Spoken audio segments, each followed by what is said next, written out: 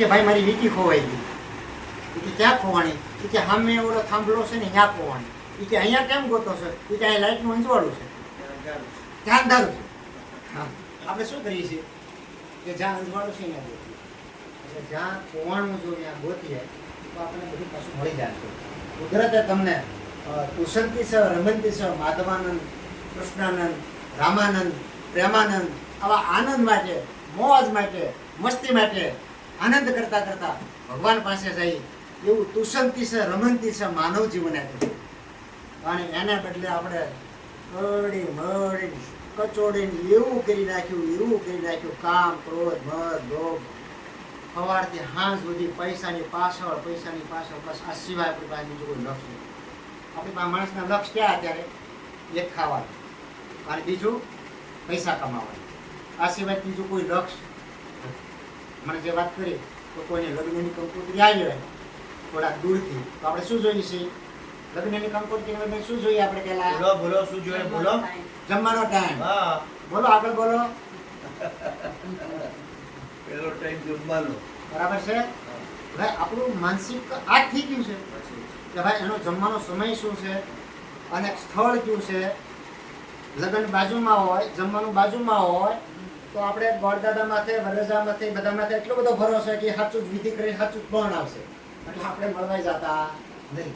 આપણે ચાંદલો કર્યો, ખાધું, નીકળી ગયા આપણા કામ પર. આપણું લક્ષ્ય આપણે ખાવાનું છે, બીજું પૈસા કમાવાનું. તો પૈસા કેટલા કલાક કમાવાના? 8 કલાક. આમ તો 6 કલાક, 6 × 12 = 24. ધર્મ, અર્થ, કામ, મોક્ષ. ધર્મના 4. ધર્મ, અર્થ, કામ 6 કલાકનો સમય હતો. એટલે 6 ને બદલે પછી 8 કલાક, 8 કલાક ને બદલે 10 કલાક, 12 કલાક, 16 કલાક, રાતપાળી, દીપાળી, એન પ્રકારે આ બધું કરવા છતાં એન પ્રકારે ન કરવાનું. અણહકના પૈસા એટલે એનો કોઈ કલ્પના નહીં. આ રીતે આપણે પૈસાની પાછળ ગયા અને છતાં બધાને ખબર છે કે આ આપણી સાથે આવવાનું નથી. આ એટલું કર્મ જ બંધાય છે.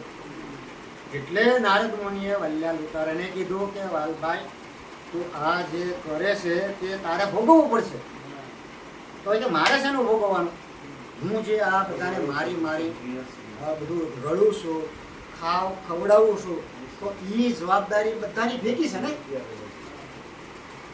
તારે નારદ મુનિએ કીધું કે ભાઈ તું તારા ઘરે જઈને પૂછ્યા બૈરીને, છોકરીને, મમ્મીને, પપ્પાને કે હું આ જે રડીને લાવું છું એમાં પાપના તમે ભાગીદાર છો નથી? કે ભાઈ તું અહીંયા ઊભો રહે છે. નારદ મુનિએ કહે કે હા હું પૂજા પૂછું. બધાએ ના પાડી. ભાઈ તારો જે હિસ્સો છે તે રડવાનો છે, રડીને લાવવાનો, અમારે ખાવાનું, તારો કોઈનો ભાગ નથી. અને ત્યારથી વાલિયા લૂંટારાની આંખ ઉઘડી ગઈ અને રામનો મંત્ર આપ્યો.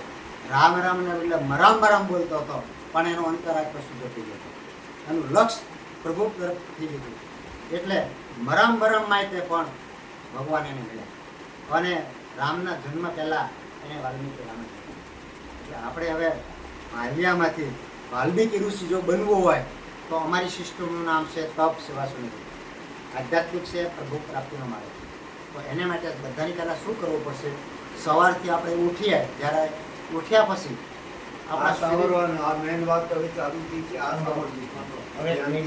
શરીર શુદ્ધિ માટે શું કરવાનું છે તેની વસ્તુ. હું તો કાપી પછી બીજો વાત કરું.